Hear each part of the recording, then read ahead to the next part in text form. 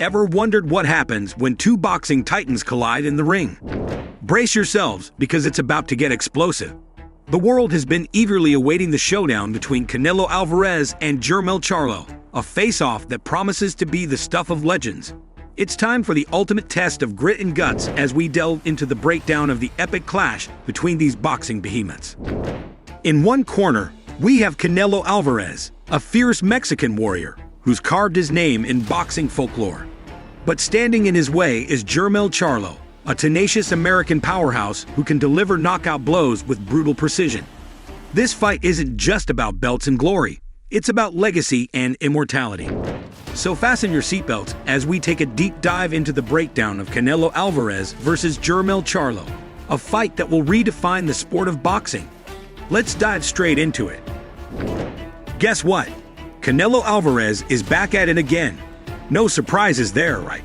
This guy seems to love fighting in September, especially during Mexico's Independence Day celebrations. It's the 11th time he's chosen this month for a match throughout his career.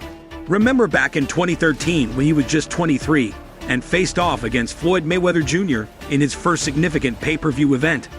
Time flies. So on September 30, get ready to see Canelo step into the ring in Las Vegas, all set to defend the 4 championship belts he earned at 168 pounds since his impressive run began with that victory over Callum Smith in 2020. But here's the twist. His opponent is not who you might expect. Instead of going for a rival or a challenger in his weight class, Canelo is taking on Jermell Charlo, who's also one of the sport's few undisputed champions at 154 pounds. Quite a surprising choice, right? Originally, Canelo was ready to fight Jermell Charlo, who holds the title at 160 pounds. However, plans changed when he found out that Jermell wouldn't be available in September. So he opted to face his twin brother Jermell instead. This upcoming fight will be historic, as it marks the first time in the recent quad belt era that two 4-belt champions will meet. What you need to know. It's all going down at the T-Mobile Arena in Las Vegas on September 30, and you won't want to miss it.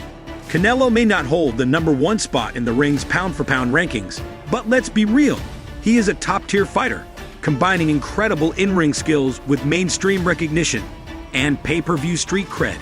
Now he's up against Jermell Charlo, who with a solid record of 35 wins, 1 loss, and 19 KOs, is no stranger to the spotlight.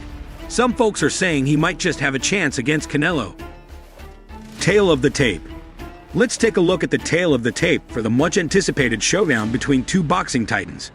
First up, we've got the man known as Canelo, with an impressive record of 59 wins, 2 losses, and 2 draws. This guy means business. He's knocked out 39 opponents with his devastating power. Standing at a solid 5'8", he's got that perfect blend of height and agility. Oh, and don't forget that 70.5 reach, which gives him some serious range in the ring. And let's not overlook that orthodox stance he brings to the table, making his opponents sweat with every move. Now let's shift our focus to the challenger, Jermell Charlo, aka Iron Man. With a record of 35 wins, just 1 loss, and 1 draw, this guy knows how to hold his own. He's unleashed 19 knockouts, showing off his own brand of ferocity. Towering at 6'0", he's got that reach advantage at 73, making him a tricky target to pin down. And you guessed it, he's also an orthodox fighter, which means this matchup is going to be a real clash of styles. Boxing ability. Let's talk about Jermell Charlo. First off, he's got some physical advantages that could really come into play against Alvarez. Standing taller and longer than Canelo at 168 pounds on fight night, he knows how to use that reach to his advantage. In his previous fights in the 154-pound division, he's shown how effective it can be against smaller opponents. He's a master at slipping and dodging punches, and his footwork is on point, setting up his offense with precision. On the other side of the ring, we've got Alvarez, the seasoned pro with 18 years of experience under his belt and an impressive 59 wins. He's shown versatility in his victories, able to move forward and stalk opponents when needed, but also being patient and relying on his powerful counter-punches to take down other foes. Now the real question mark here is Charlo. Fleet-footed and defensively conscious fighters have given Alvarez some trouble in the past, especially back when he was competing at 154 pounds. But hey, This is a whole new ballgame. If Charlo can maintain his movement and agility without being compromised by fighting up 2 weight classes at 168, he might just have a shot at giving Canelo a run for his money. Punching power. Let's talk about power in the ring, and we're not just talking about raw knockout percentages. Jermell Charlo is on a serious power trip lately. Since turning pro in 2007, he's notched 19 KOs out of his 35 victories. And get this, 8 of those have come in his last 9 wins. But here's the thing, Charlo isn't just relying on one-shot power to finish his opponents. Nope, he's all about building a strong foundation in the ring.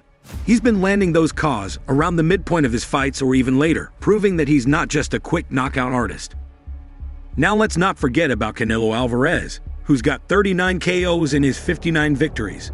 Since his epic challenge against Mayweather in 2013, where he truly established himself as a top-tier fighter, he's added 9 knockout wins to his resume. We've seen him score jaw-dropping knockouts with single concussive shots against fighters like James Kirkland, Amir Khan, and Sergey Kovalev. But he's also shown his versatility, finishing off Liam Smith with a devastating body shot and relentlessly overwhelming Caleb Plant with methodical but comprehensive violence. So when it comes to power and knockout potential, advantage definitely goes to Alvarez, and by a significant margin. But hey, that's just one piece of the puzzle. Defensive ability. Let's talk about Charlo's defensive wizardry. This guy's footwork and upper body movement are like a dance in the ring, allowing him to gracefully avoid dangerous situations and deliver some seriously slick counter-offense. His fight IQ is off the charts too. This man knows exactly where he is in that squared circle at all times, which really shapes his approach to different situations. If we're looking for a better model for how Charlo might fare against the smaller, yet stronger Alvarez, let's take a peek at his 2-fight series with Brian Castano. In 2021, they fought to a draw, but in the rematch a year later, Charlo managed to get the upper hand with a stoppage. Castano, who is 5'7.5", applied relentless pressure and combined it with crafty upper body movement and precise glove work. It led to Charlo's shots either missing or being deflected. Now when it comes to Alvarez, he's a master of his own defensive style. The way he slips punches with smooth bobbing and head rolling is a sight to behold, and he's quick to follow it up with punishing counter shots. The man rarely takes a solid hit or a barrage of punches from his opponents, and that's thanks to his strong chin that's kept him upright across 5 different weight classes without a single knockdown. Make no mistake, Charlo is incredibly skilled, but the real question is whether he can elude damage against the likes of Alvarez or deter him from pressing forward with his own powerful offense. X-Factors. This is where things get really intriguing. Sure, on the surface, it might seem like an easy call to declare Canelo the clear winner, especially when he's up against a career 154-pounder like Charlo. But hold on a second, what if Alvarez's recent struggles are more than just a blip on the radar? If Canelo is back to his prime form after the injury, surgery, and layoff, then he's likely to handle Charlo just fine.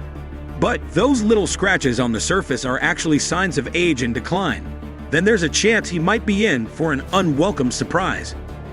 Now on the other side of the ring, we've got Charlo's X factor, his ability to adapt to the 168-pound weight class. It's not a small feat to step up and fight someone who's dominated a heavier division against bigger opponents. But for Jermell, it's an even bigger challenge. He's never weighed in beyond 155.5 pounds for a fight, and he's never fought someone as heavy as Alvarez, let alone someone with the skill level of Canelo. The first time Charlo takes a hit in the ring will reveal a lot about how this fight will unfold. Will he rise to the occasion and surprise us all? Or will Canelo's experience and power prove too much to handle? This is the kind of match that keeps us on the edge of our seats, waiting to see which X Factor will emerge victorious. Thanks for tuning in to our in-depth analysis of the upcoming mega fight between Canelo Alvarez and Jermell Charlo. Who do you think will come out on top, Canelo or Charlo? Let us know in the comments below. Don't forget to hit that like button if you enjoyed this video and subscribe to our channel for more exciting content just like this. Thanks again for being a part of our community, and we'll see you in the next video.